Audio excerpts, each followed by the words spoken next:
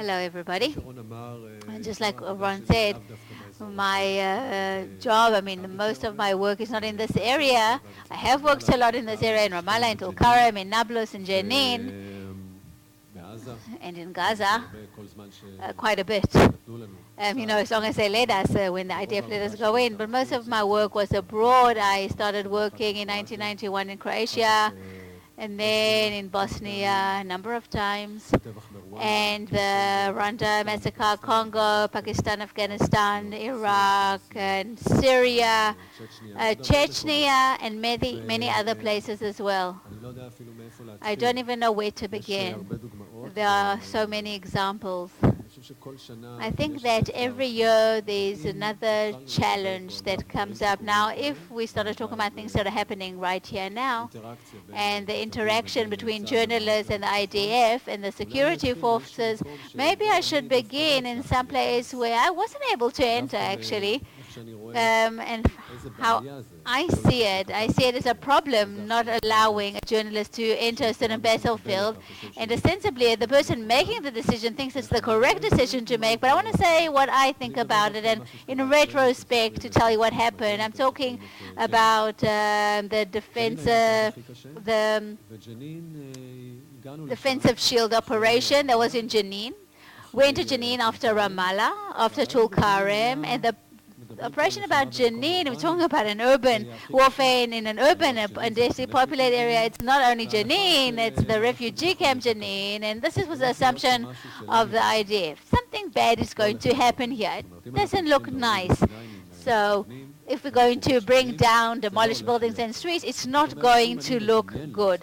So if I can imagine the scale of horrors, let's say from 0 to 10, I would say that at least, let's say a regular event is 5, I would say I'd give it a 6 or a 7. If I continue my line of thought, as people told me from the security forces, this is the line of thinking. Many of the journalists are very left-wing.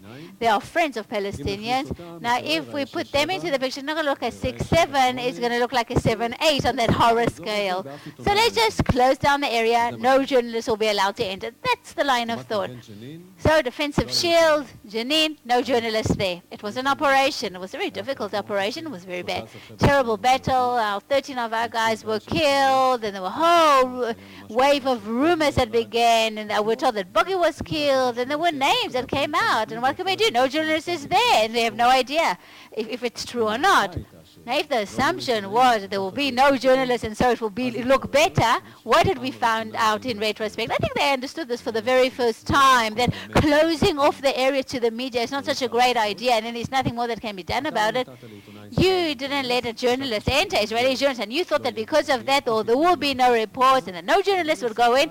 But surprise, surprise, wow, some Palestinian guy has a cell phone, and all these phone calls begin. Live transmissions, Radio France, the whole world, everyone's talking. I suddenly see an IDF soldier taking 10 kids, lines them up against the wall, start shooting at them. Whoa, whoa, shooting, and he's murdering 1, 2, 3, 4, 10 kids.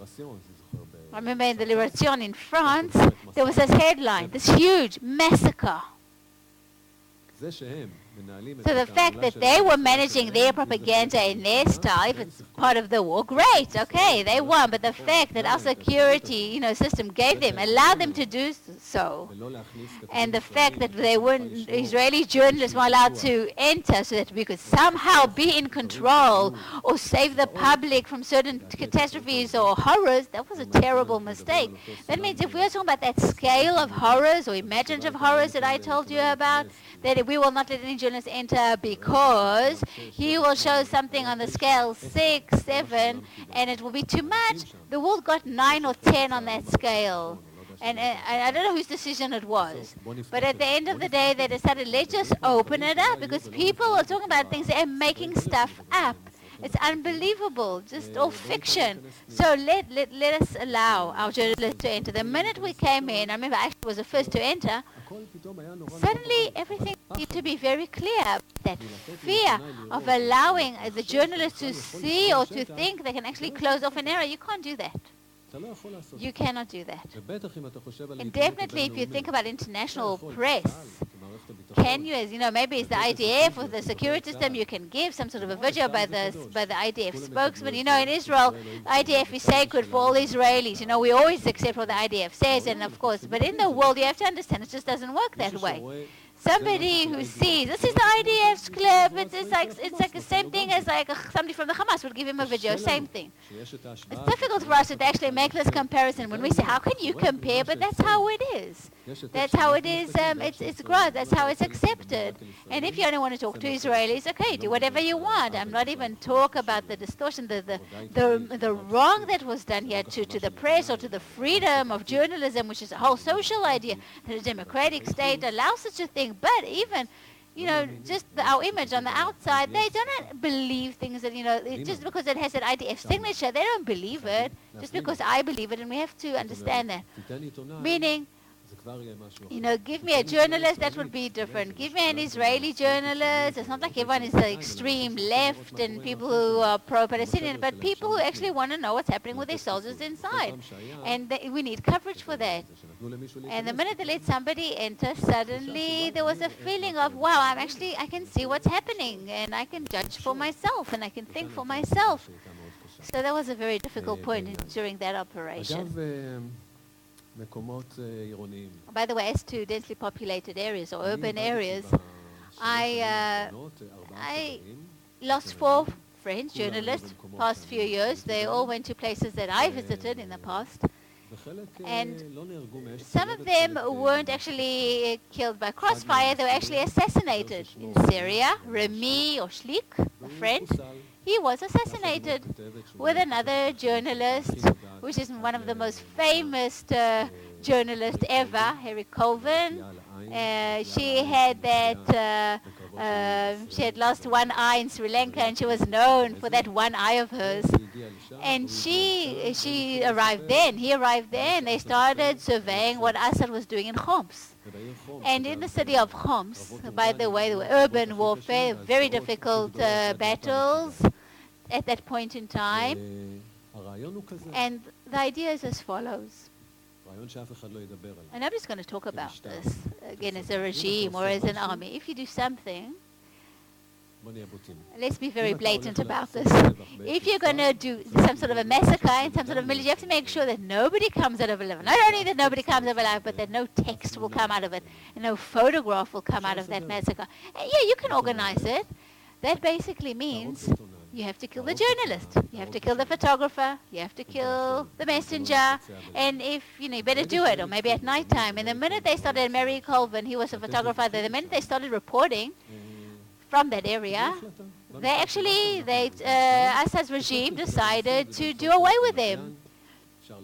And they were actually able to locate them through satellite. You know, journalists know this. There's a system that if they do use a satellite cell, they don't put in the battery, because unless you want to do a really urgent call, they put in the battery, make sure it's no more than 15 seconds, quickly takes out the battery, switches it off, runs away from where he was standing, because that's how long it takes for somebody to press the button, locate where you are, and whoop, do away with you. That's how it works. So again, journalists are often very innocent. They think, oh, it's okay. They're journalists. Who is going to hurt a journalist? They even, prepared a place. That was actually the mistake. There was the house of the journalists, this building for journalists in Homs. The minute you've created this journalist building, that is your grave. They transmitted from there. They broadcast from there. After true broadcast, there were a few missiles thrown straight into the house, and Mary and my friend, they were killed right then because they didn't want any reports to come out of that place. These are reports of people that come from people that are very reliable. Mary Collins, when she talks, everyone knows. Maria Schlick also got an award, the annual award for the work that he did in Libya.